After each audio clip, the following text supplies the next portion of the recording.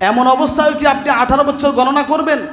আপনি দেখতেছেন আপনার মেয়েটা আরেক ছেলের সাথে মোবাইলে কথা বলে, চিঠি পাঠায়, অবৈধ সম্পর্কে লিপ্ত। আজকে আমাদের সমাজে একটা কথা শোনা যায়, বাল্য বিবাহ। মনে রাখবেন, ইসলামে কোনো বাল্য বিবাহ নাই। তো বাল্য বিবাহ বলতে আপনি কি বুঝেন? বাল্য বিবাহ বলতে যদি আপনি বুঝেন 18 বছর, তাহলে আপনি ভুলের মধ্যে আছেন। কারণ বহু মেয়ে আছে 7, 8, 9, 10 বছরের সাবালিকা হয়ে যায়, ঠিক না? আমি মিথ্যা কথা বলেছি?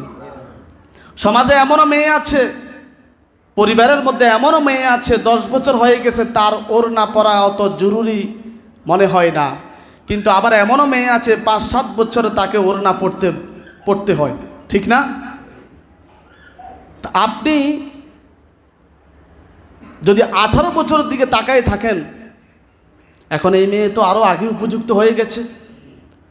মা দেখতেছে মেয়ে আরেক ছেলেকে চিঠি পাঠায়, আরেক ছেলের মোবাইলে মিস কল দেয়, অন্য ছেলের সাথে মোবাইলে কথা বলে, সারাদিন মোবাইল নিয়ে পড়ে থাকে। এরপরও কি আপনি বলবেন যে মেয়ে তুমি তো ছোট, তুমি এখনো বাল্য? সরকার আইন করেছে 18 বছর আগের যত বাচ্চা আছে এরা সবাই কি বাচ্চা, এরা বাল্য। তুমি এখন চুপ করো, এখনো তোমার বিয়ের বয়স হয় নাই। তখন মেয়ে কি বলে? মেয়ে তার ভাবিকে গিয়ে বলে, ভাবি এ মা এগুলা কি বলে, আমি নাকি এখনো ছোট। মাকে বলেন তাড়াতাড়ি আমার বিয়ের ব্যবস্থা করতে।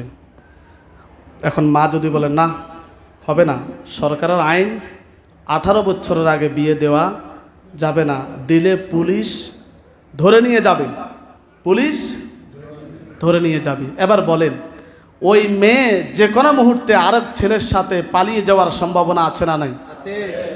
এবার আপনি বসে বসে 18 বছর গণেন। 18 বছরের আগে বিয়ে দিলে পুলিশ এসে তাকে ধরে নিয়ে যাবে, ভালো কথা, এটা দেশীয় আইন।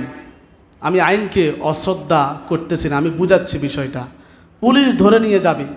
তাহলে 18 বছরের আগে, এই 18 বছর গণনা করতে করতে গিয়ে যে সমস্ত ছেলে মেয়েরা পালিয়ে যায়, এদেরকে পালানোর থেকে নিয়ন্ত্রণ রাখার জন্য আরেকটা আইনও তো করা দরকার, কথা কয় না?